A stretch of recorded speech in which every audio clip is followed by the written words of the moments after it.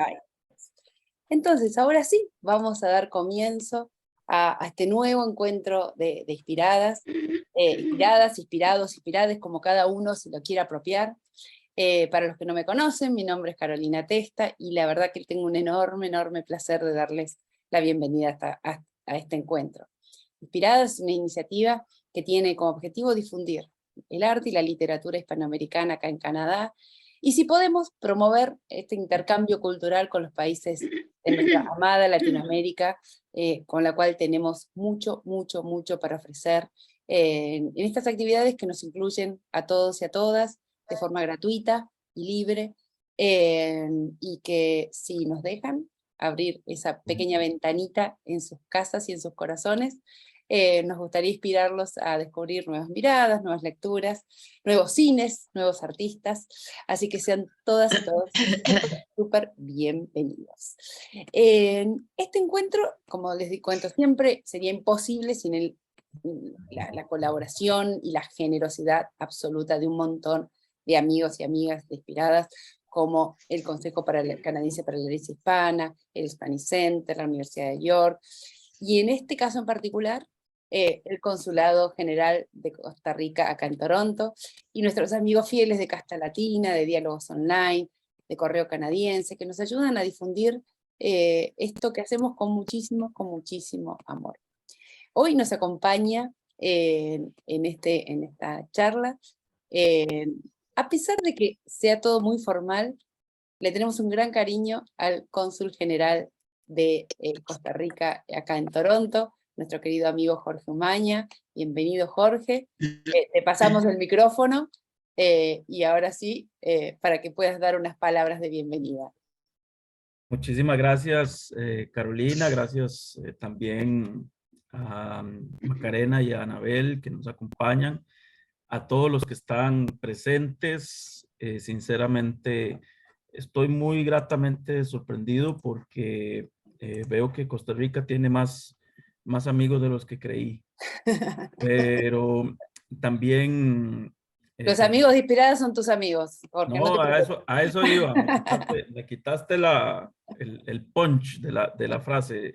Cuentan ustedes con un amigo aquí en Canadá, porque veo que son de diferentes lugares de Latinoamérica y con muchísimo gusto en lo que les pueda ayudar.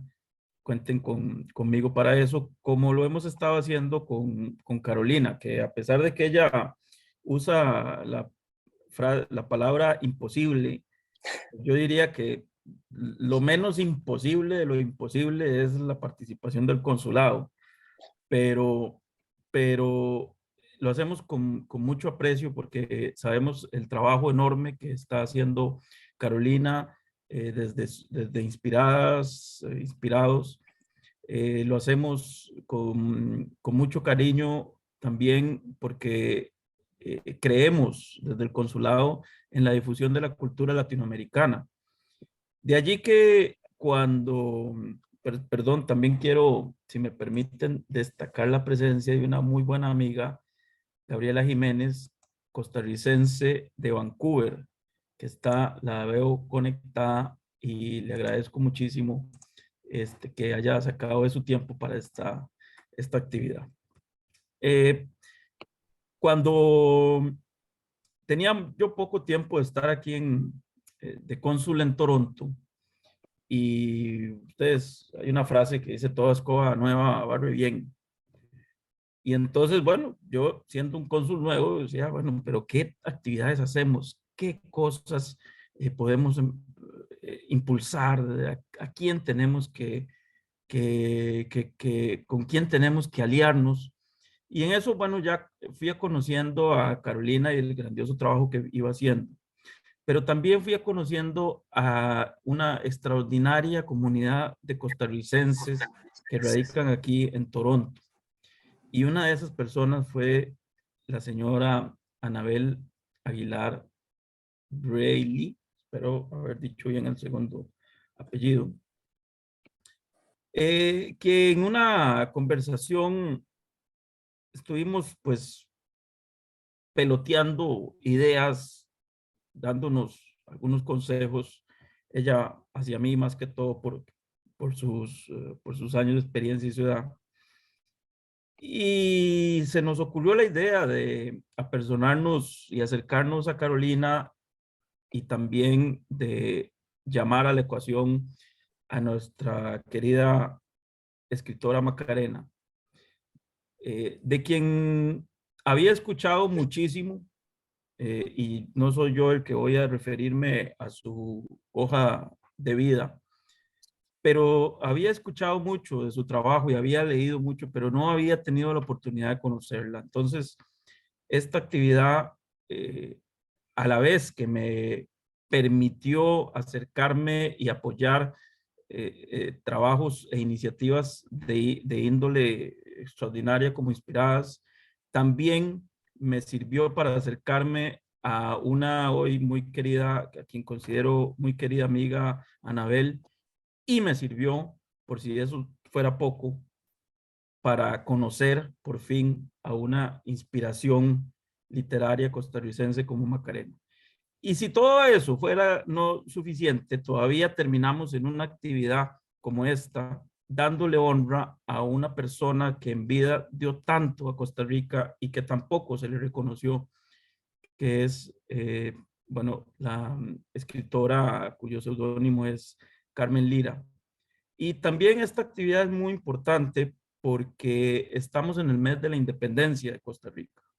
El 15 de septiembre, ya de hace 201 años, Costa Rica inicia su vida independiente y esta actividad la enmarcamos dentro de las actividades para celebrar la independencia de Costa Rica, siendo esta la última actividad del mes, la que nos va a permitir culminar una serie de actividades. Quienes siguen el Consulado General de Costa Rica en Toronto habrán visto una serie de actividades y Y para gracias los que no, a les la... cuento que se la pasaron de fiesta todo el mes en Costa Rica, chicos, acá en Toronto. O sea, para los Sí. que no, esto vive de fiesta, esto es pura vida, pura vida. Bueno, pero en todo caso, esta actividad cerramos con broche de oro, con lo mejor que pudimos haber hecho, es que esta fuese la actividad que cierra esas actividades de fiestas patrias. Así que muchísimas gracias a todos los que tuvieron que ver con esto. Gracias a ustedes por interesarse por el país, por interesarse por Carmen Lira.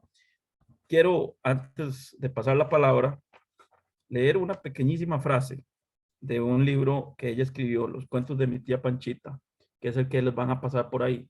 Solo que como buen tico, todos los tenemos, todo buen tico lo tiene en su casa. Decía Tío Conejo, que es un personaje de ella, y le hablaba a Tía Zorra, que es otro personaje, para animarla, ¿no? Para animarla a hacer algo. Y Tía Zorra le responde, sí, hijo, voy a ver si hago el ánimo. O sea, voy a ver si me animo. El que no arriesga, no pasa el mar. Habíaos que no saque algo. Ahí encomendándome a Dios para que me vaya bien. Hoy nos arriesgamos, Carolina, Anabel, Se llama papi, Macarena. Hoy nos arriesgamos todos y esta es la culminación de ese riesgo que va a ser sumamente exitoso. Así que gracias por estar y estamos a la orden. Muchísimas gracias, Jorge. Es un placer, como siempre, tenerte acá, hacer cosas juntos.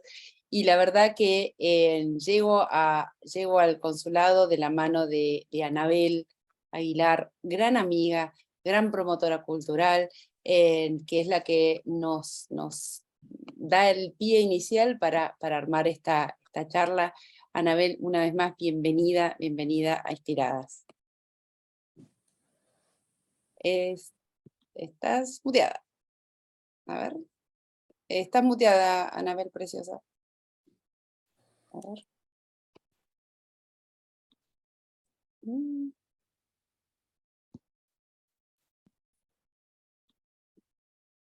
¿Ya? Ahí estamos. Ok. Bueno, muy buenas tardes a todos. Es una gran alegría escuchar en palabras de Macarena Barahona la vida y la obra de nuestra queridísima Carmen Lira. una gran escritora, una gran luchadora costarricense que todos llevamos en el corazón y que hoy vamos a tener ese lujo de oír a Macarena. Gracias también al señor cónsul general de Costa Rica en Toronto, don Jorge Umaña. Y también muchas gracias a todos quienes patrocinan a Inspiradas, porque unidas todas por este grupo tan bueno, excelente, pues nos sentimos siempre, además de acompañadas, muy ilustradas, aprendemos mucho y nos sentimos unidas, porque pues los latinoamericanos aquí, el ver gente desde Argentina, desde el sur de Argentina, desde la Patagonia, pues eso es algo como mágico. Bueno, Carolina, también muchísimas gracias por tu esfuerzo, por tu eficiencia en la organización de todos estos encuentros, porque nos haces de verdad muy felices. Gracias, mi vida. Ahora disfrutemos. Muchísimas Bueno. gracias. Y ahora sí, les contamos que nuestra querida Macarena Barahona Riera realizó estudios de Letras y Ciencias Sociales en España y en Costa Rica, tiene un doctorado en la Universidad Complutense de Madrid en Ciencias Políticas y Relaciones Internacionales, en la Universidad de La Salle, o La Salle, en Costa Rica, se graduó con el doctorado en Educación, es licenciada en Sociología. Es increíble el currículum de esta mujer. Realizó estudios de Filología Española, Antropología Social en México, es catedrática universitaria y se dedica a la docencia y la investigación de temas culturales, políticos y de humanidades en la Universidad de Costa Rica. También ha trabajado en el doctorado en Educación de la Universidad de Costa Rica, en la maestría de Relaciones Internacionales en la Escuela de Estudios Generales de la Universidad de Costa Rica también, y en las cátedras de Arte y de Fundamentos Netos de Sociología. Sus libros de poesía, Contraatacando, el Premio Joven Creación Resistencia, Atlántico, Tacmehuo, Mesoamérica, A la Deriva y La Navegante de la UND del 2022 son algunas de sus obras. Y ahora sí, vamos a meternos en el mundo de Carmen Lira de la mano de nuestra querida Macarena. Macarena, una vez más, bienvenida, y ahora sí, el micrófono es todo tuyo, yo me callo y a empezar. Bueno, muy buenas tardes. Muchísimas gracias a Anabel, mi querida amiga, por haberme invitado a esta cofradía, ¿verdad?, de Inspiradas, que me parece un proyecto tan hermoso, tan solidario, y además que las une ese interés por el arte y la cultura, que es los valores más importantes, pienso yo, de la humanidad. Muchas gracias al cónsul, a don Jorge Umaña, por compartir y por sus palabras y estar atento a mis palabras que ahora voy a compartir con ustedes. He preparado una pequeña presentación, pues para hacerlo un poco más ameno, pero antes tal vez, sí, ahí la puedes compartir. Sí. Quería introducir la figura de esta costarricense que nació a final del siglo XIX, que fue escritora, fue periodista, fue maestra, sobre todas las cosas, creyó en el cambio que da la educación en el ser humano para ser mejor ser humano, de unos valores que uno puede apreciar en la medida en que uno no solo lee su obra, sino que conoce por dónde ella incidió y en qué accionar en la historia costarricense participó, fiel defensora de los hombres y las mujeres más humildes,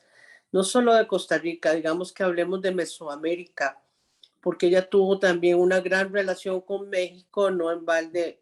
Finalmente ella es recibida ahí en su exilio y muere en México, sino que desde una década anterior estuvo visitando México, muy solidaria con Nicaragua, con El Salvador, con sus movimientos sociales más importantes de los 30, con el levantamiento Farabundo Martí, de Augusto César Sandino, con los escritores de toda Centroamérica y sí, y posteriormente de toda América Latina, porque fue, digamos, una voz a la que recurrían los escritores para que ella hiciera presentaciones y comentarios de sus obras que publicó en diferentes medios de prensa de la época y en revistas especializadas como el Repertorio Americano, que tuvo una cobertura regional impresionante, dirigida por el gran intelectual costarricense Joaquín García Monge.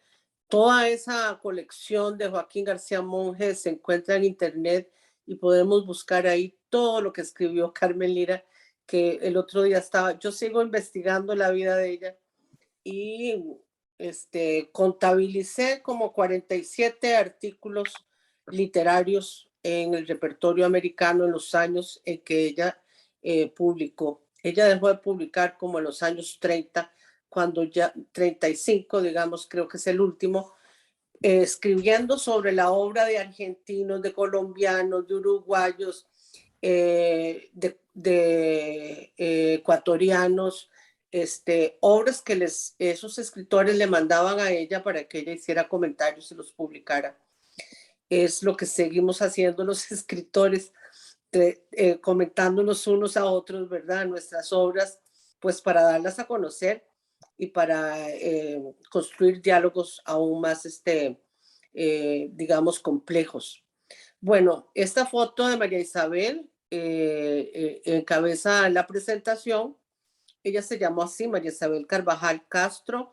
Yo prefiero hablar de María Isabel que de Carmen Lira, porque María Isabel me devuelve la complejidad de una mujer, no solo de una escritora como es en la mayoría conocida en nuestro país de literatura infantil, con su apodo, con su seudónimo Carmen Lira, sino que María Isabel, su nombre, me encarna esa mujer revolucionaria que fue en su vida dueña de sí. Aquí está con su pareja, Manuel Mora Valverde, que fue, que se hizo, digamos, se construyó a sí misma, siendo muy visionaria en ese empoderamiento femenino que llamamos en el presente. Podemos seguir con la presentación, Carolina. Aquí pequeños datos. Este edificio es un edificio emblemático patrimonial, que es el edificio más importante y lo sigue siendo histórico de la educación pública en Costa Rica. Vean que ese edificio se fundó, se construyó, fue traído de Bélgica, se construyó más o menos en el año en que ella nace, y ese edificio es donde ella estudió, donde ella trabajó. Se le conoce como edificio metálico porque es metálico, pero alberga dos escuelas en su origen, una para niños y otra para niñas. Ella creció y nació y vivió alrededor de este barrio, que hacia el norte de este edificio, o sea, hacia atrás, se llamó Barrio Amón, y su vida, digamos, tiene una relación con el crecimiento también urbanístico de esa época. Barrio Amón se fue haciendo como un barrio, digamos, más para clase alta. Ella está como en el límite, ¿verdad?, de ese San José antiguo y ese nuevo barrio. Su madre es Elena Carvajal Castro, tuvo dos hermanos, Héctor y Víctor Quesada Carvajal. Hizo sus estudios primarios en este edificio y los secundarios en el colegio también más emblemático para educación para niñas, que se llama Colegio Superior de Señoritas. Se gradúa de maestra normal en 1904 en dicho colegio y empieza a trabajar precisamente en este edificio metálico. También tuvo un paso breve de querer ser de trabajar en el Hospital San Juan de Dios como hermana, porque las hermanas trinitarias, que eran las que administraban el hospital, era prácticamente solo de ese modo podría entrar una mujer a trabajar haciéndose hermana. Pero bueno, no le llegó por dicha su digamos, compromiso religioso a tanto. Ella empieza su carrera literaria muy pronto en distintas revistas como las que menciono aquí, Páginas Ilustradas, Pandemonio, Ariel, Atenea. Podemos continuar. Esta es la revista Pandemonio, que se encuentra en los archivos de la biblioteca. En 1910 funda con otros intelectuales importantes de la época como Omar Dengo, Rómulo Tovar, José María Celedón, Joaquín García Monge, que son los intelectuales jóvenes, todos escritores, esa revista, y también fundan este centro más de características sociales literarias. Ya con solo el nombre, pues nos hace un referente, digamos, a pensamiento anarquista, ¿verdad? Porque la novela Germinal de Émile Zola, pues, es de un socialismo histórico, ¿verdad? Histórico. Están en sus páginas, se puede ver la búsqueda de un pensamiento más social que integre, digamos, las carencias culturales de los trabajadores costarricenses en ese momento. Este es el barrio Amón. Vean que ya es en 1920, más o menos 20 años podía tener, 24 años podía tener María Isabel, y ya este barrio, digamos, es un barrio de ricos, como decimos nosotros, ¿verdad? Era como la moda. Las casas las traían completamente importadas de Estados Unidos a armarlas en esta urbanización, que digamos que es una urbanización en ese momento con todas las modernidades y el confort. Hasta las calles fueron adoquinadas rápidamente, las aceras, las alcantarillas, el servicio de agua, el servicio de electricidad y por supuesto los primeros teléfonos.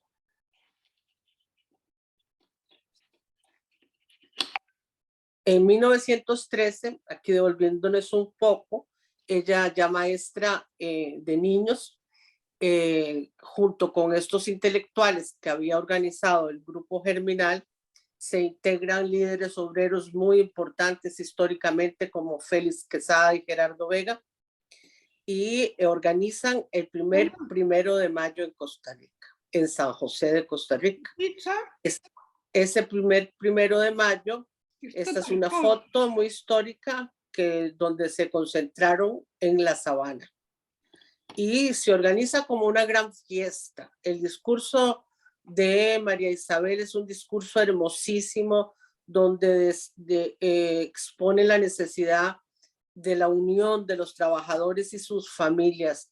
Un día festivo para las familias de los obreros, un día festivo para los niños. Van los niños de las escuelas a celebrar junto con sus padres trabajadores ese día. Se juega un partido de fútbol, ella hace su discurso, le regalan golosinas a los niños y así empieza, digamos, la organización de los trabajadores en Costa Rica. Esta es la primera sociedad de trabajadores. En el 17 que se funda la Escuela Normal de Heredia, ella se había graduado del normalista en 1905 del Colegio de Señoritas, pero aquí ya ella se integra a la Escuela Normal cuando se funda y es la primera que organiza y ejerce la Cátedra de Literatura Infantil. Aquí esto es muy importante porque esto me gusta rescatarlo.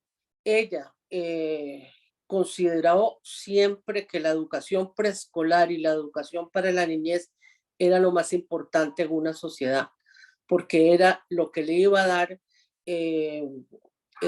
instrumentos adecuados a los niños de las familias más humildes para su movilidad social, para su desarrollo de la personalidad. Y también este señor del centro es Joaquín García Monge, que después funda, un par de años después del 17, justamente cuando él está en el exilio en Nueva York, la revista El Repertorio Americano, que la va a tener hasta el día de su muerte. María Isabel está por aquí atrás. Y en 1919 se da un golpe de Estado al presidente González Flores y se organiza una gran resistencia civil contra esta dictadura. Bueno, Joaquín García Monge es de los primeros exiliados, que se va a Nueva York porque también ya se había exiliado un cuñado de él, y allá pasan los años de la dictadura. Y María Isabel, junto con otras maestras, podemos continuar, junto con otras maestras, tiene un destacado papel en ese movimiento social en contra de la dictadura. Hacen muchas manifestaciones, digamos huelgas, y una huelga importante, porque todo el sector público pues sufrió mucho la represión y las consecuencias económicas, porque Estados Unidos embargó al gobierno de los Tinoco, y eso implicó un desbalance en todo el presupuesto nacional, y los primeros que pagaron fueron, como siempre diría yo, ¿verdad?, los empleados públicos, y en este caso los maestros. Macarena, te hago una consulta respecto a esto. Dime. Yo lo que veo ahí es una gran participación de las mujeres, ¿no? En todo este movimiento, que usualmente para esta época no había tanta participación en el resto de Latinoamérica, ¿verdad? No creas, El Salvador fue un país que hasta allá en 1920 tuvo una candidata de presidenta. Oh, mira. Todas estas historias de mujeres en general, pues han estado muy invisibilizadas. Bueno, por ejemplo, la participación de las mujeres en la Revolución Mexicana fue impresionante, ¿verdad? Total, sí, sí, claro. También logísticamente la participación de las mujeres, digamos, en la insurrección de Augusto César Sandino fue muy importante. Fue muy importante. Es decir, como se dice ahora en algunos corrillos intelectuales académicos, ¿verdad?, los cuerpos de las mujeres fueron vaciados en la historia. Y hay todo un esfuerzo de diferentes, digamos, caminos, ¿verdad?, de investigación para volver a poner los cuerpos de las mujeres en nuestras historias locales, en nuestras historias regionales. Creo que, bueno, desde la época de la independencia tenemos a Manuela Sáenz, ¿verdad?, que no se agota la investigación en recuperar su participación con Bolívar. Y así te puedo mencionar, ¿verdad? México es inmenso y en México hay miles de historias, ¿verdad? No solo Adelita, es decir, fueron miles de Adelitas, ¿verdad? Miles de Adelitas. Antes que se fuera con otro. Sí, eso sí todo el mundo lo sabe, pero no lo de verdad. Bueno, aquí, por eso puse lo de la escuela normal, porque desde el 17, las primeras generaciones de este proyecto, que fue un proyecto muy moderno de educación, digamos, para las personas, hombres y mujeres, ¿verdad?, que se querían dedicar al magisterio, pues abrió las puertas a muchas mujeres que gracias a la red de trenes que teníamos en Costa Rica, que también no lo quitaron, lo privatizaron, las mujeres de diferentes partes de las provincias centrales pudieron estudiar y llegar a Heredia, que es otra ciudad y no es la capital, a estudiar en el magisterio. Entonces, en 2-3 años, las maestras fueron, digamos, de representar un 15%, subieron a un 30%.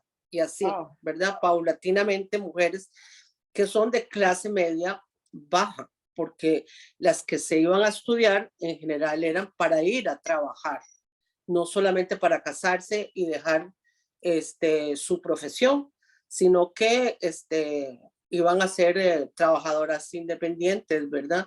Y eso pues lógicamente aumentó muchísimo la conciencia social y un temprano empoderamiento de las mujeres, de las jóvenes maestras. Así que en el 19, cuando se tiraron a la calle, aquí, y lo digo no como una conjetura, voy a cambiarme de lugar porque se está acabando la batería.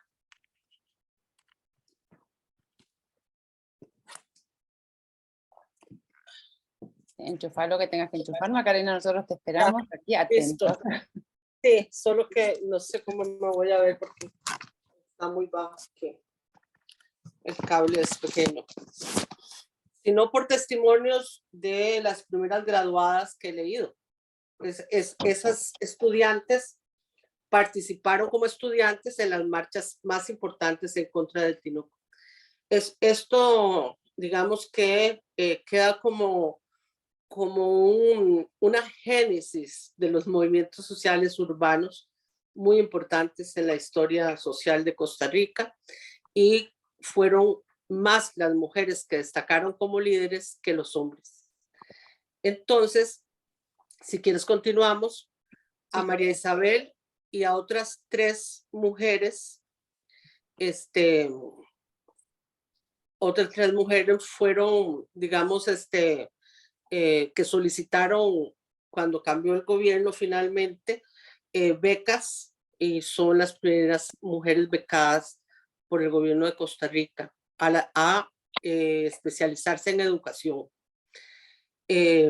Eso es parte del mismo proyecto de María Isabel Carvajal, que uno ve cómo se va construyendo en cuanto a la organización de las mujeres trabajadoras, que ella funda este primer sindicato de mujeres trabajadoras, y desde ese centro germinal, que pasó un poco a la historia como algo muy importante, se dedican a la educación política de la clase trabajadora, a brindar, crean una universidad obrera, a brindar educación a los trabajadores y tener los primeros proyectos de educación continua para adultos.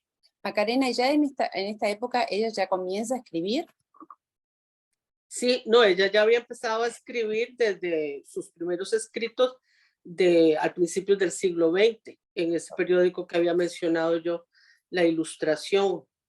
Bueno, vean aquí ella cómo le dedica un homenaje a un maestro salvadoreño que fue asesinado con la dictadura de Tinoco, y ella organiza, este es un pequeño dibujo de un monumento que actualmente está en el Parque Morazán, dedicado a Marcelino García Flamenco. Ella es la que hace un comité para un gran escultor de ese momento, Bonilla, hizo esta fuente, una fuente de agua muy hermosa.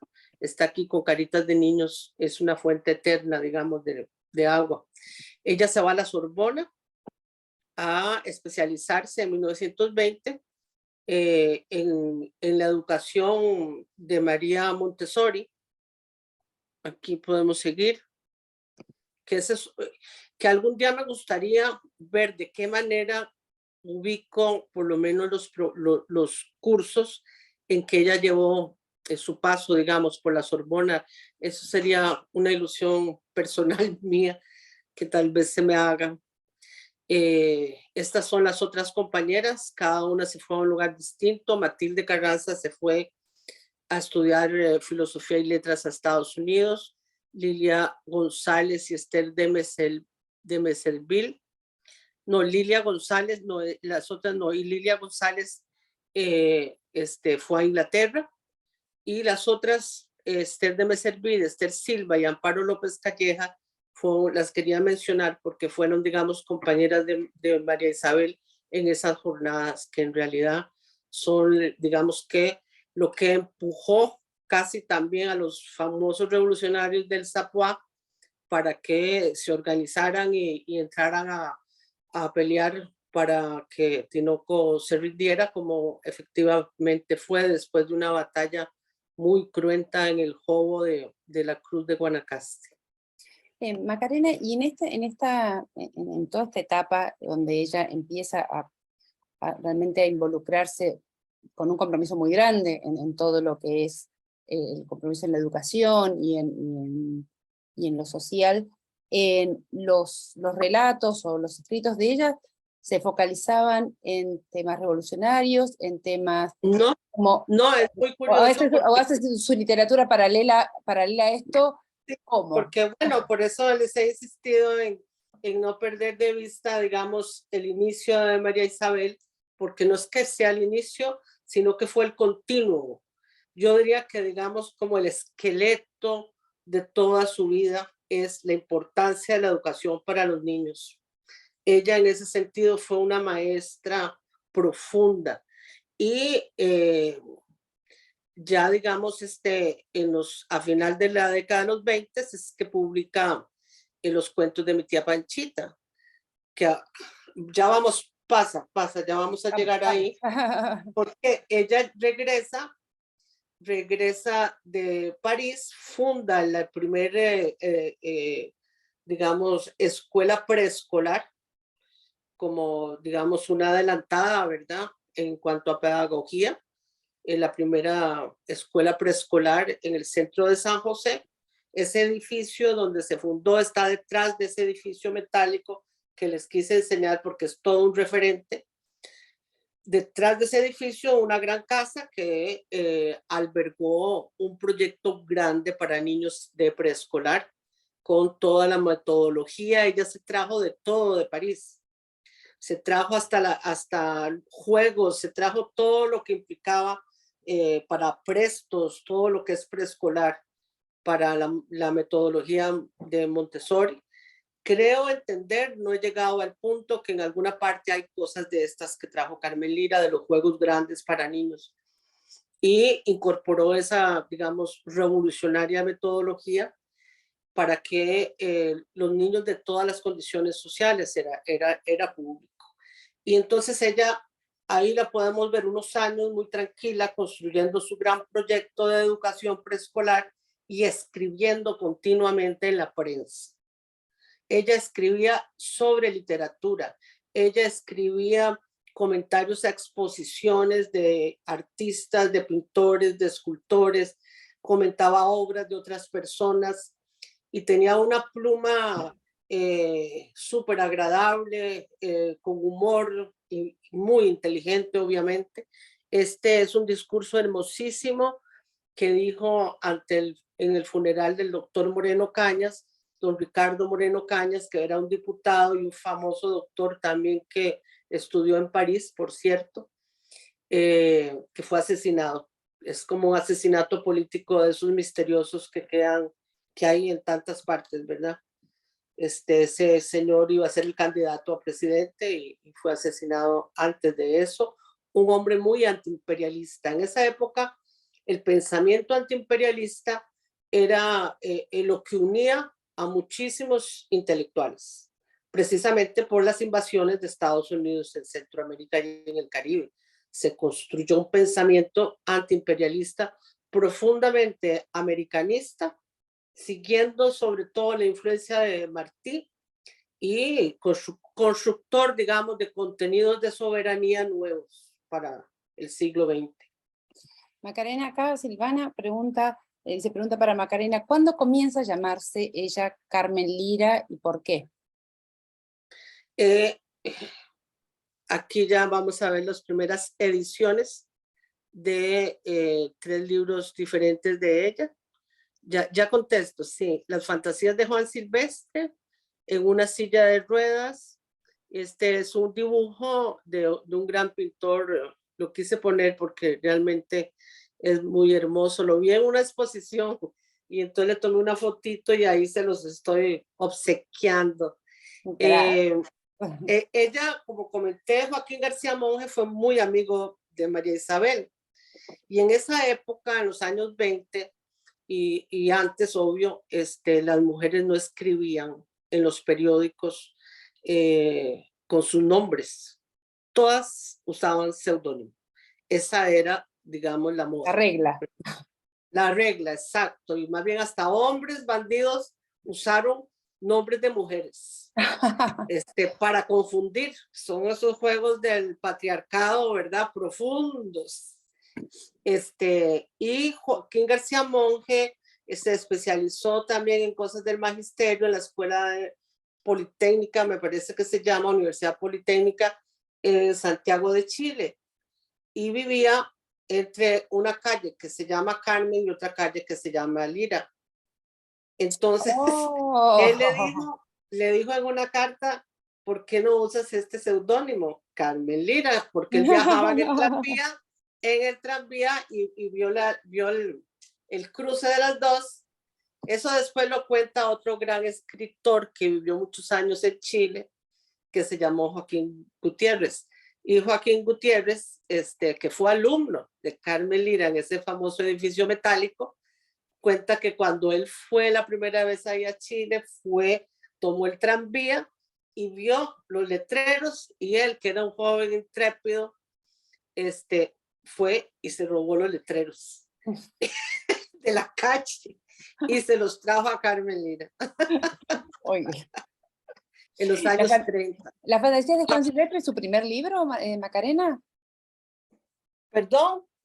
¿La fantasía de Juan Silvestre es su primer libro? Sí, sí. Es una novela. Bien. Y es una novela que en este momento va a ser reeditada en México por la editorial, esta famosa Fondo de Cultura, en una colección de escritores centroamericanos. Ella a nivel literario fue de las primeras escritoras centroamericanas, pero vamos más adelante porque tal vez para mí, puede que esté equivocadísima, ella es de las pioneras, no solo en mujeres, sino en hombres, escritoras de lo que se llama la literatura bananera. Claro, cuando ella escribió sus relatos bananeros, la literatura bananera no existía. Entonces, para mí es precursora de la gran narrativa centroamericana y caribeña sobre las repúblicas bananeras y sobre el mundo del trabajo y la explotación bananera. Aquí la vemos, esto es en el año 43, pero bueno, es una foto para que aprecien ya, digamos, el activismo en las luchas sociales de ella, como decirte, se cuaja en la fundación del Partido Comunista y en el vínculo que ella va a establecer antes de esa fundación con Manuel Mora, que es como va a ser el primer secretario general, que es el señor aquí que vemos con anteojos. El otro, el cabezón, es ese joven en ese momento, sí, Joaquín Gutiérrez Mangel, el de la historia que se robó los letreritos de Carmen y Lira y se los trajo como un trofeo desde Santiago de Chile, en una actividad que fue él porque era campeón de ajedrez. Y los otros son también escritores. Este señor que está al lado de ella se llama Carlos Luis Sáenz, también del magisterio de la Escuela Normal, y también siguió con la literatura, con las cátedras de literatura infantil de Carmen Lira. Y el otro es Carlos Luis Fallas, que es otro gran escritor que va a seguir ese camino de la literatura bananera. Macarena, acá me preguntan lo de la literatura bananera, ¿a partir de cuándo comienza a denominarse así? Eso se empieza a denominar así ya a mitad de los años 40. Hay novelas en Honduras, novelas en Guatemala, y los relatos bananeros de Carmen Lira son de 1932, publicados en el repertorio americano. Son varios relatos, cada uno más impactante que el otro. También habla de la mujer que trabaja en la zona bananera, la mujer prostituida de las zonas bananeras, por primera vez en la literatura centroamericana. Acá acota Robert, bananeras por la United Fruit Company. Claro, que aparece en así es. García Márquez. Exactamente, sí. Exactamente. Pero gracias por el aporte. Estamos hablando años, décadas anteriores. Estamos hablando en Costa Rica se le puso el nombre de Mamita Yunay, en Honduras el pulpo, en cada país, ¿verdad? Cada país tuvo su arquetipo con la compañía bananera. ¿Pasó? Pasamos, sí. ¿Estamos? Bueno, aquí eso es como digamos, documentar la relación también de María Isabel con México. Aquí está en México en el año 43, es esta foto. María Isabel es la segunda de izquierda a derecha, con un tocadito. Ella le gustaba mucho, hay muchas fotos de ella con tocadito. Ahora están de moda otra vez, ¿verdad? Los tocados. Vean que pocas mujeres, son como 4 mujeres, creo, o 5 las que yo he contado. Esta es una reunión en lo que se llamó, se llama actualmente, digamos, la Universidad Obrera Lombardo Toledano en la Ciudad de México. Aunque bueno, aquí está Lombardo Toledano vivo y se llamaba nada más que él, digamos, se organizó, se fundó una federación de trabajadores de América Latina en ese año, y ella va como delegada junto con otros 2 costarricenses que están por ahí, que Lombardo Toledano es el señor que está justo después de la columna, que fue un gran líder y, digamos, líder convencido de la unión de las organizaciones de trabajadores, y se fundó la FETRAL, se llamó. Aquí pongo Ricardo Moreno, que es el médico ese que fue asesinado, fundó con Víctor Carvajal, que era hermano de María Isabel, Omar Dengo, José María Celedón, la Liga Cívica, Juan Rafael Mora, para luchar contra el monopolio eléctrico de la compañía de Estados Unidos, Bond and Share. Esa fue una jornada, digamos, antiimperialista en el año 29, interesante, una lucha grande que se dio como un antecedente a la fundación del Partido Comunista, ¿verdad? Que recoge como ese espíritu de esa época. Bien. Acá hay 2 intervenciones, Macarena, una de Robert que dice como la obra de Carlos Luis Fallas y mi madrina, por un lado, y Fabiola nos pregunta, ¿estaría incluida en la literatura bananera una literatura cafetalera? No, es diferente porque la literatura que se llama bananera, digamos que coincide en ese espacio social de un cultivo transnacional y un monocultivo transnacional con la relación con, digamos, el imperio. En cambio, las literaturas cafetaleras son de oligarquías nacionales criollas, y la vida del trabajador campesino alrededor del cultivo del café es otra. Es interesante porque me ayuda a ejemplificar. Ella tiene un bello trabajo que se llama El grano de oro, Carmen Lira, firmado por Carmen Lira, que lo publicó como en el año 38, justamente explicando, es como un manual de economía política explicando la economía cafetalera a los trabajadores analfabetos que tenían las grandes haciendas de café, que eran pequeños feudos, totalmente pequeños feudos. Entonces son 2 realidades que en la literatura también se ven como 2 realidades sociales. Difícilmente se tocaban en la historia y en la literatura, ¿verdad? Podemos seguir. Aquí esto es un artículo de hace pocos años, donde un alumno de ella habla, muy hermoso, por eso lo puse ahí, aunque tal vez no se me aprecia mucho porque es una foto del original, pero ese señor que está ahí habla de sus recuerdos de cuando ella les daba clases siendo obreros, ¿verdad?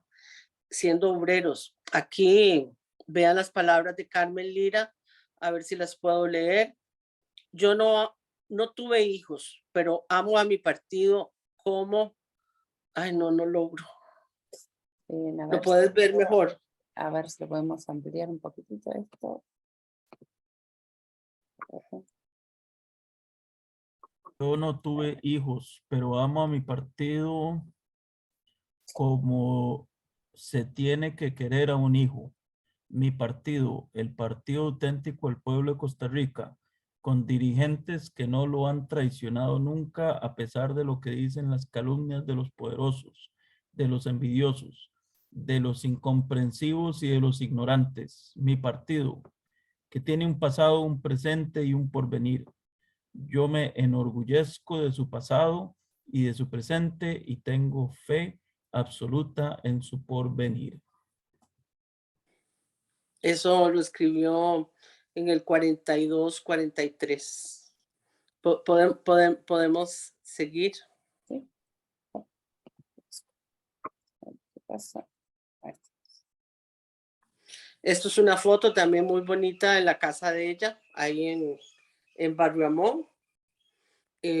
Todos son intelectuales. Este es Carlos Luis Fallas, joven, aquí, el primero que está ahí.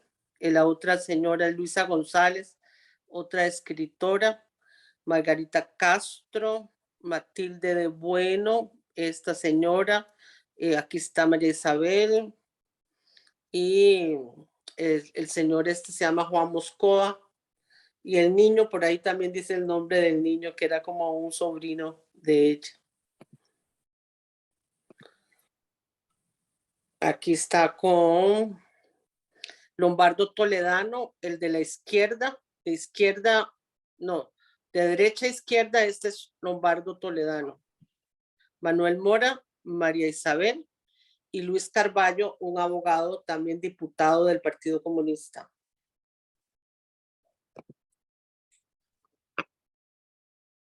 Bueno, esto me llegó a mí, me pareció interesante contarles que es como, digamos, el destino que hace los quiebres en la vida de todos nosotros los seres humanos.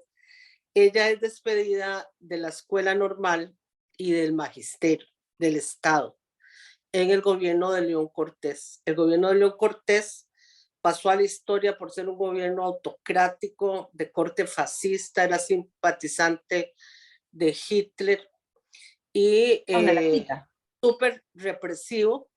Y María Isabel Carvajal la despiden porque se califican, ven como ustedes pueden ver ahí, de subversivas sus declaraciones a favor de un español, Adolfo Braña, que fue expulsado en el año 33, me parece, 34, ahí no tenemos la fecha, de Costa Rica, siendo casado con costarricense y tenía 4 hijos.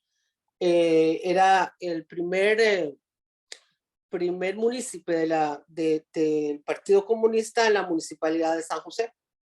Entonces ella se manifiesta públicamente en contra de esa decisión del gobierno de haber expulsado a Adolfo Braña, un líder obrero, y por eso le costó el puesto para siempre. Entonces, a partir de ese momento, ella se dedica completamente a la labor del Partido Comunista, dirige la prensa del Partido Comunista, dirige el proyecto de una universidad obrera y es aunque las mujeres no votaban, claro, no tenían los derechos políticos, pues ella es parte del principio de la comisión política. Y entonces va a abandonar realmente, paulatinamente, la literatura. Acá dice, Lady Rojas nos dice, Vicente Lombardo fue un dirigente comunista de México e internacionalista. Efectivamente. Exacto. Muchas gracias por el aporte. Sí. Y esta es la casa, yo la fui a buscar hace unos años, donde vivió con Manuel Mora en el exilio y murió en la calle Río Mississippi. Colonia Antenor Salas. Me faltó poner la colonia. Esta es una foto que es como un ícono, da vueltas por todas partes. En esas jornadas de manifestaciones en contra de la dictadura de Tinoco, pues así se vistió en un tiro. Y las maestras, hubo como un colectivo de seguro maestras y maestros, ¿verdad? Las mujeres en esto sí han pasado más a la historia porque probablemente fueron más aguerridas. Tiraron, no sé qué tiraron, cosas, incendiaron el periódico de la dictadura que se llamó La Información y así estaba. Luego la persiguieron y se fue a esconder, en fin, y ahí fue donde se le tomaron la foto. Esta foto la tenía su pareja Manuel Mora en su casa, en su oficina, y la tenía así ampliada, con un romanticismo. Total. ¿Qué dice don Jorge? Dice, Macarena, de casualidad, ¿sabes ahora la Casa de México qué es? Si sigue siendo casa habitación. Sí, bueno, esta la tomé hace unos 3 años, en el 19, y sí, era una casa de habitación. El barriecito todavía mantenía ese espíritu de Barbie, de residencias. No estaba tomado así como por demasiados comercios. Tenía sus calles tranquilas. Colonia Altenor Salas, que fue un héroe de la guerra de la Revolución Mexicana. Esta es una publicación del periódico del pueblo que era de Lombardo Toledano en ese momento. Y así apareció, yo lo busqué en la biblioteca allá en México. Es las condolencias que le envía al pueblo de Costa Rica. Ella fue velada ahí, en la CETAL, en ese que ahora actualmente ahí están los edificios, una universidad, se llama así una universidad obrera, es un centro de investigaciones históricos, igual tienen educación popular.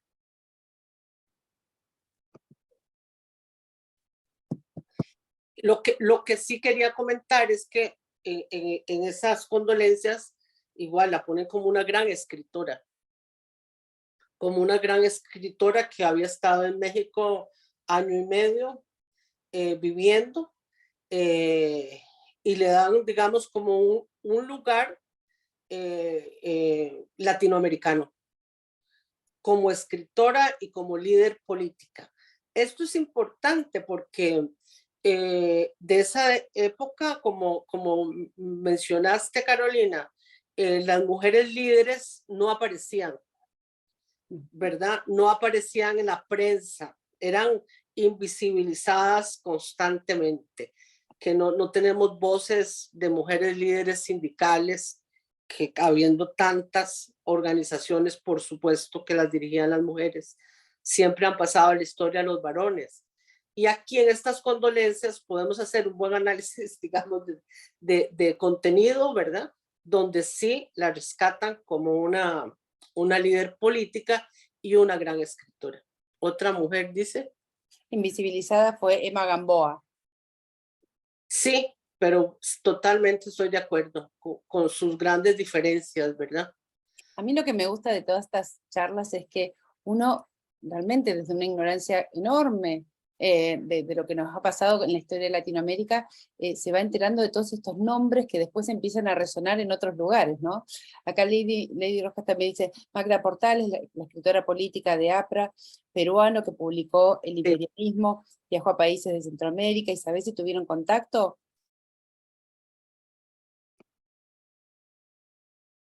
¿Hola? Hola. Me parece que perdimos a Macarena. Por un ratito, me parece. Se desconectó. Bueno, vamos a darle unos minutitos mientras para que se conecte y continuamos. ¿Qué les parece? Y es interesante porque cuando estaba leyendo los cuentos de tía Panchita, cómo vamos a dejar de compartir hasta que se conecte Macarena, si la puedo ver porque si no se me pierde, cómo ella crea una voz, disculpen, me dice que ahora se puede volver a conectar, como crea una voz en la cual se empiezan a oír modismos ticos, por decirlo de alguna manera. Ahí está Macarena. Vamos de nuevo. A ver, ¿dónde lo tenemos, Macarena? Macarena.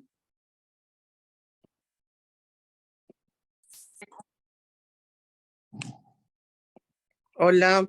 Ahí está Macarena. Vamos a ver. Aquí estoy. No sé, ya se me fue la tablet. No te preocupes, ahí estamos compartiendo de nuevo. Sí, sí, comentaba que ella hace unas condolencias que publica en la revista el repertorio americano de Joaquín Gutiérrez, de García Monge, donde ella escribió muchas cosas y donde ahí yo he leído pues un poco las odiseas de esta mujer que sufrió también muchísima represión. Total, lo que estábamos hablando era si Magda Portal había tenido contacto con Carmen. Sí, ella divulgó cuando estuvo detenida, Okay. Carmen Lira ahí, el repertorio, y ella misma hace unas condolencias muy sentidas. Ahí están publicadas, sí. Se ve que se conocieron y no sería extraño que una de esas mujeres en esa foto en la fundación de Lombardo Toledano fuera ella. Ven, aquí este es un homenaje que le hacen ahí en el repertorio americano. Entonces hay condolencias de diferentes escritores de América Latina.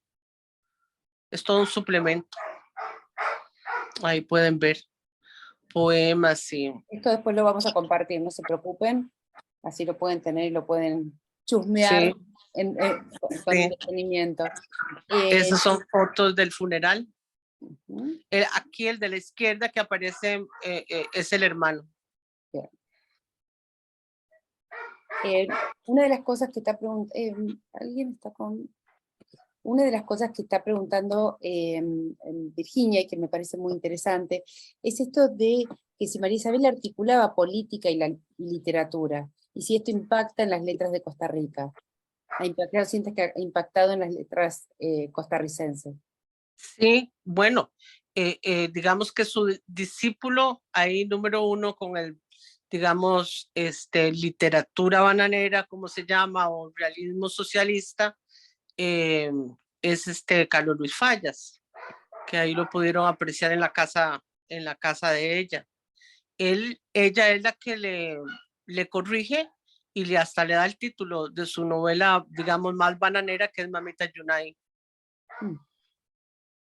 Creo que lo ayuda literariamente mucho. Aquí en esta foto vemos a otra líder y escritora que fue discípula de María Isabel, Luisa González, hablando con el micrófono, y a su lado el hermano. Ahí estoy yo. Hay que luchar por la libertad de conciencia, por la libertad de palabra. Hay que sacar las libertades de la letra escrita y del papel y hacerlas realidad. Qué lindo. Esa es la contestación a lo que me estabas preguntando, Carmen. Ella, y para concluir, me parece la reflexión de lo primero que dije, por qué ella, digamos, se abocó al cambio, digamos, político por una, digamos, carrera solamente literaria, porque ella era una maestra y porque ella vio la pobreza en sus alumnos y vio que solo la educación no iba a transformar esa realidad. Entonces ella decidió transformar la realidad, pero sin dejar la educación. Y ahí, en el quiebre histórico, cuando la echan del gobierno, el gobierno, por más facho y de derecha que fue, no vio la enemiga número uno, ¿verdad?, que iba a tener, porque la voz de Carmen Lira fue una voz que de ese momento en adelante creció como una voz que daba punto de realidad y que defendía los intereses de los trabajadores y las trabajadoras y la niñez. Y por primera vez en la historia la niñez pasó a ser sujeto, no cositas de las familias, sino que pasó a ser un sujeto histórico, político. Ella se abocó a defender a la niñez en todos los aspectos. Hizo campañas de la gota de leche, de alimentación, de calzado, de higienización de las comunidades, por lo de las aguas, su trabajo, el trabajo de ella como líder fue de transformar la realidad material, pero para que la niñez pudiera crecer más sana. Y así sí, su proceso educativo iba a ser liberador y constructor. Macarena, tenemos dos preguntas, una de Cristian que dice, si hoy tuviéramos que hacer el paralelismo de la literatura de Carmen con alguna o alguno de los escritores actuales, ¿cuál podría ser? ¿Cuál crees que podría ser? Dios mío, no he llegado al final del siglo XX porque mi memoria, mi conciencia está en la muerte de Carmen Lira. Te lo quedo debiendo porque no me atrevería a contestar superficialmente. Total. Sinceramente. Creo que muchos escritores en la actualidad, digamos en todos los países de América Latina, una gran producción literaria muy apegada también a los enfrentamientos y a las encrucijadas que tenemos los seres humanos en nuestros países, pero sobre todo también los jóvenes que tienen un futuro lleno de cuestionamientos. Estamos perdiendo derechos, hay gente que se está resistiendo y eso se manifiesta en la poesía, en la literatura y en el cine. El cine, digamos, va a la vanguardia. Total, mira, Cristina dice algo muy lindo, que Carmen Lira les dio identidad a las niñeces. Es muy lindo eso, es realmente muy, muy lindo. Hay dos preguntas más, una es cómo ha influido Carmen Lira a la obra de Macarena Barahona, y la otra es, si tuvieses que decirnos por dónde empezamos a leer a Carmen Lira, ¿cómo tendríamos que arrancar?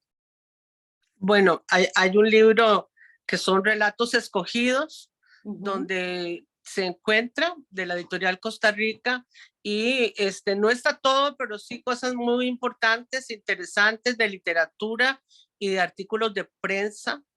Yo en ese sentido puedo decir que me ha influenciado mucho porque me gusta mucho escribir en la prensa, y digamos que el verbo de María Isabel es un verbo libre de prejuicios y de actitudes timoratas para analizar las cosas.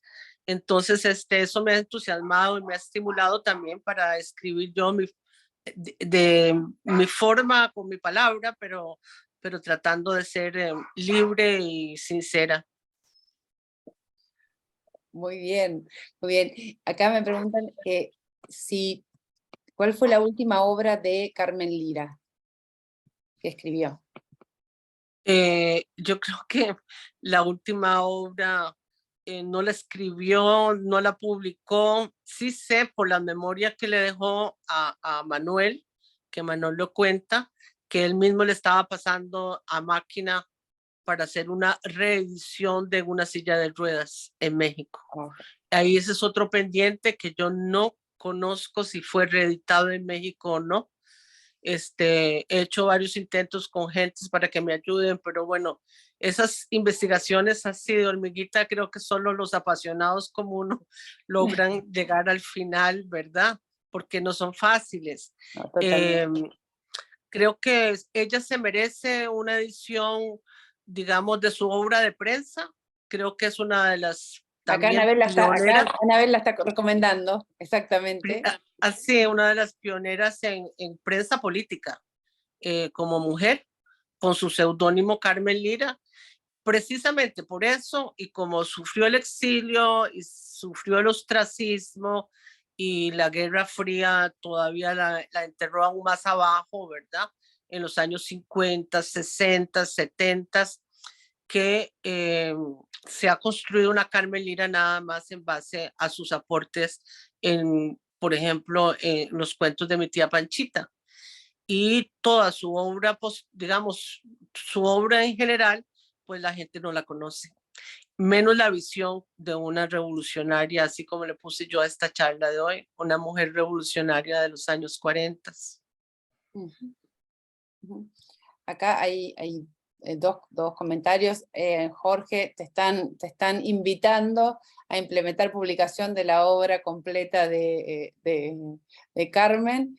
Y Robert te dice: muchísimas gracias, Macarena, por compartir las fotos, los archivos, la discusión sobre María Isabel. Aprendió mucho en esta tertulia y manda saludos a todos y a todas nosotros. Encantada, encantada de dar a conocer un perfil de una gran mujer que no es el que todos conocemos en este país.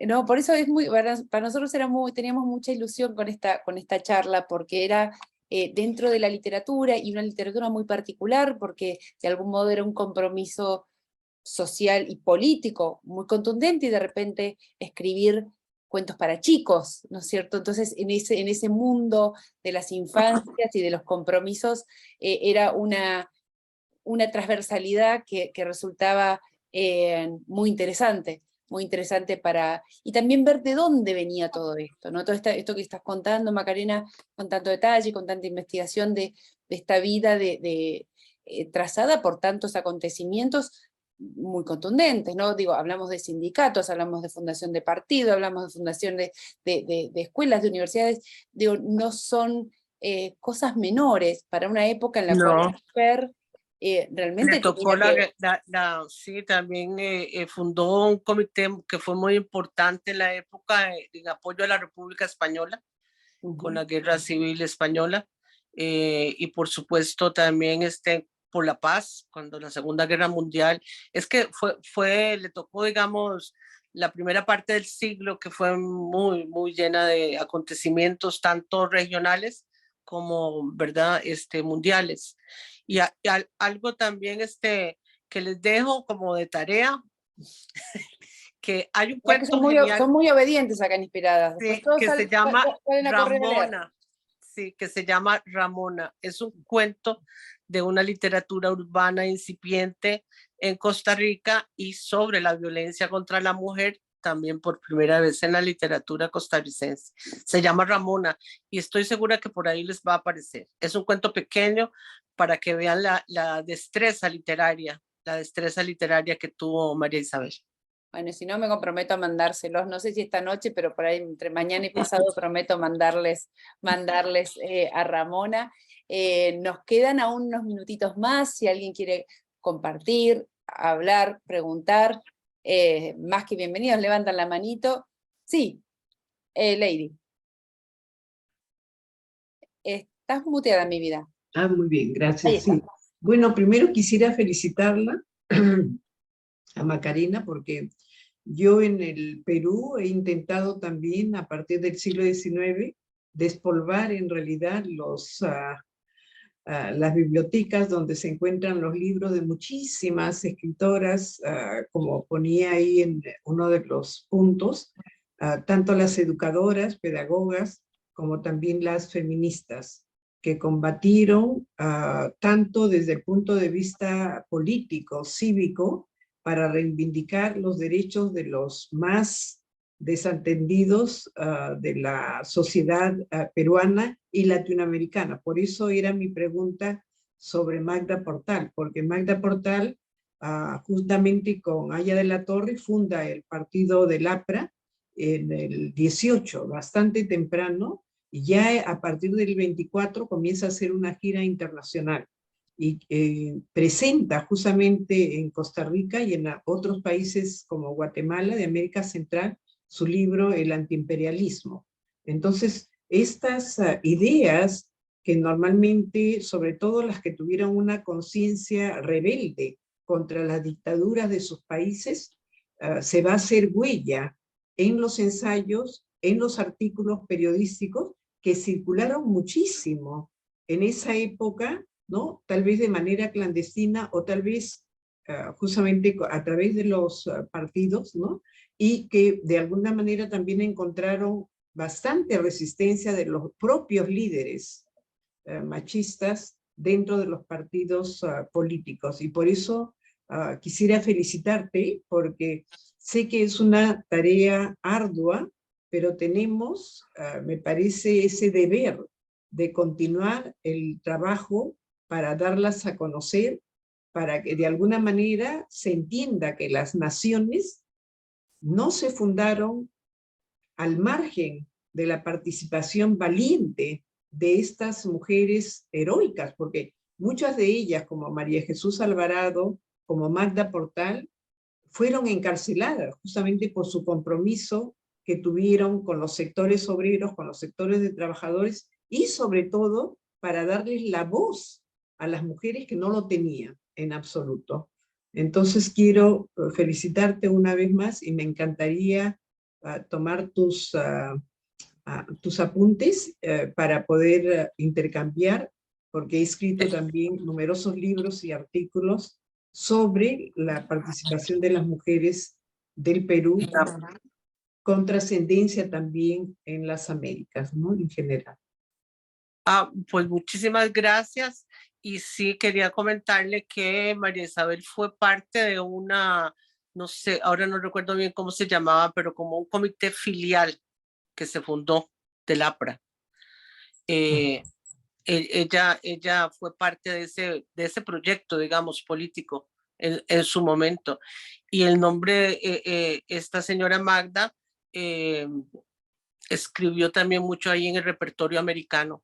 Sí. Yo, tal vez, Carolina, dentro, voy a darme un ratito, pero antes de que mi mente pase a otro tema, les puedo compartir un link de un artículo sobre María Isabel, donde yo desarrollo, pues, digamos, ya así, ¿verdad? En escritura, todo lo que he expuesto y más, por si alguno tiene interés en leerlo, que está publicado en una revista Por supuesto. universitaria. Te vamos a agradecer muchísimo, Macarena, que compartes el link. Para los que por ahí están con el celular y no pueden verlo en el chat, no se preocupen, yo los vuelvo cuando mando después el material el otro día. Les prometí, Ramona va a ir el link. Gracias porque Bien, también bien. por compartirlo, por compartir el enlace, y así tienen este material para seguir inspirándose en estas nuevas lecturas que Y para nos regala Macarena. Más bien que me encanta esta, digamos, red que tienen ustedes en un país tan grande como Canadá, pero que América Latina, si hacemos digamos, ese esfuerzo de memoria de las épocas de María Isabel, mantuvo su red con otras mujeres, con Claudia Lars del Salvador, se ve que fue muy amiga de Claudia Lars, ahora que me viene a mi mente, una poeta muy importante salvadoreña. Es decir, que más bien estamos en una época en que nos han separado los países, en que las redes no funcionan como fue en el pasado. Y el esfuerzo de ustedes es como un ejemplo de que hasta en la virtualidad le han sacado muchísimo provecho a esta red que ustedes tienen de inspiradas. Así que las felicito, las felicito. No, Y bueno, muchísimas pues buenas gracias tardes. a vos, Macarena. Mariel, ¿tenés la mano levantada? O no, no sé. ¿Sí? Y Cristina. Sí. Bueno, la verdad que hubo tantas cosas que me emocionaron que se me cerraba la garganta y me identifiqué con esta gran mujer, gran escritora. No la conocía, por eso ando hurgando en la historia y en los tiempos. Cuento con la colaboración de mi yerno, que es un investigador, un docente, pero de esos de primera, y me identifiqué con ella porque yo milité los últimos años para los adultos mayores y la defensa de los derechos. Pero soy narradora y soy alfabetizadora. Y la narración es lo que me tira. Y mi razonamiento fue, durante esta época que empezamos a aflojar con la pandemia, volver a la niñez, porque yo creo que ahí está la semilla, ahí todo lo que uno pueda poner con amor, con afecto, con dedicación, con palabras bellas, con ideas amorosas, es una siembra y es una caricia. Y acá en Quilmes, en Buenos Aires, el municipio tiene jardines municipales y han tenido la iniciativa de leer, porque han convocado a docentes, porque las narradoras no están en esa línea. Y las docentes se han adaptado a leer y adaptar un cuento y salir a contarlo a los jardines. Y las experiencias son maravillosas. Con los niños las experiencias siempre son maravillosas. Ay, Así gracias, es. gracias por compartir esto, Cristina. No solamente con la generosidad que abrís tu corazón a compartir lo que sentiste, sino por compartir esta experiencia de narración en estas infancias que hoy por ahí las tenemos un poco demasiado tecnologizadas. Claro, Y de claro. repente Sí, esta sí. voz narradora amorosa que hace tanta falta y promover un poco estas iniciativas, ojalá inspire a otros municipios y a otros lugares a que se propague, a que se propague. Invité a una compañera que es ferroviaria y tiene una línea en una radio, pero creo que no pudo entrar, pero ahora estuve buscando el link en la computadora, así que la voy a hacer compartir esos videos para que se nutra de esa parte. Me parece muy Así bien, que te agradecemos muchísimo, muchísimas muchísimo, gracias muchísimo. a ustedes, muchísimas gracias a Inspiradoras No, por y favor, a Macarena especialmente. Muchas muchísimas gracias. gracias. Encantadísima. Gracias a todos y a cada uno una vez más por acompañarnos. Antes de pasarle la palabra a Jorge para que haga el cierre, sí, Jorge, eso es importante. Ojo, no me pongas esa cara. Les contamos que acá en Canadá se celebra en octubre el mes de la herencia hispana, para todos los que somos orgullosamente latinoamericanos y para los que son españoles también. Tenemos bueno, hay miles y millones de actividades, pueden googlear por todos lados, pero hay 3 actividades en particular que queremos compartir con ustedes, después vamos a mandar los links. Una es el 12 de octubre, vamos a tener una charla sobre crítica de cine, y esta vuelta vamos a estar con Roger Cosa, el crítico de cine, y Paz Encina. Paz Encina es una directora de cine paraguaya, que con su película que acaba de estrenar, está candidateada al Oscar, y muy generosamente aceptó dar una charla en Inspiradas. ¿Y por qué es tan importante para nosotros? Porque no se habla de cine paraguayo, como no se hablaba de cine boliviano, o de nada, que Argentina, Bolivia y México acaparan un montón de cosas, y acá nos gusta dar un poco de espacio a todos esos otros talentos y maravillas que tiene el resto de nuestra Latinoamérica. Y después tenemos el 20, jueves 20, vamos online junto con el Spanish Center, vamos a proyectar la película El Inmortal de Fernando Spinner, que se acaba también de estrenar, así que muy generosamente Fernando Spinner, esa sí va a ser online también, y después va a haber un Q&A con Fernando Spinner, así que vamos a poder charlar con él. Y para terminar, hablando de brujas, el 31 de octubre vamos a tener la charla Tiempo de Escritoras, y vamos a charlar junto con Eugenia Sicabo sobre escritoras de Argentina, Colombia y Perú. Le toca esta vuelta, así como antes había tocado México, Ecuador y Chile, ahora toca Perú, Colombia y Argentina. Y después, no sé, en noviembre creo que nos tomamos vacaciones de nuevo, porque vamos a estar agotados después de todo eso, pero esperamos nada, que se puedan unir, y si no, queda todo grabado, así que lo pueden ver a las 2 de la mañana cuando a alguno le agarre insomnio, tranquilo, tomándose un tecito. ¿Les parece? Ahora sí, les agradecemos una y otra vez estar con nosotros. Jorge, el micrófono es tuyo. Una vez más, agradecerle a Macarena tanta generosidad, tanta buena onda, y a nuestra querida Anabel, que ha sido fiel, hermosa amiga de Inspiradas, y por acercarnos a Macarena a este encuentro. Gracias nuevamente. Sí, Jorge. No, como cónsul me siento profundamente orgulloso de la colonia costarricense que está en Toronto, pero también la que pudo participar hoy. Macarena es un fiel ejemplo de los procesos de educación que tanto ha insistido el Estado costarricense por muchos años, y es una excelente embajadora del ser costarricense. Así que muchísimas gracias a Macarena por eso. Como coorganizador, el menos, pero por gentileza de Carolina aparte, muy honrado de tener a la mejor audiencia que pudo haber existido para una actividad de tanto quilataje como este que tuvimos hoy.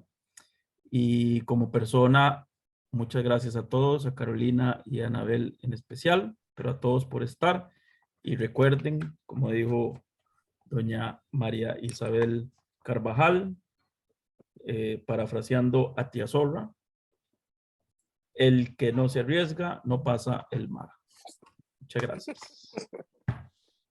Muchas gracias de corazón a todos y a cada uno por estar acá acompañándonos. Realmente nos llena el alma, y de nuevo nos da fuerza para seguir inventando, no sé, cosas, para compartir espacios.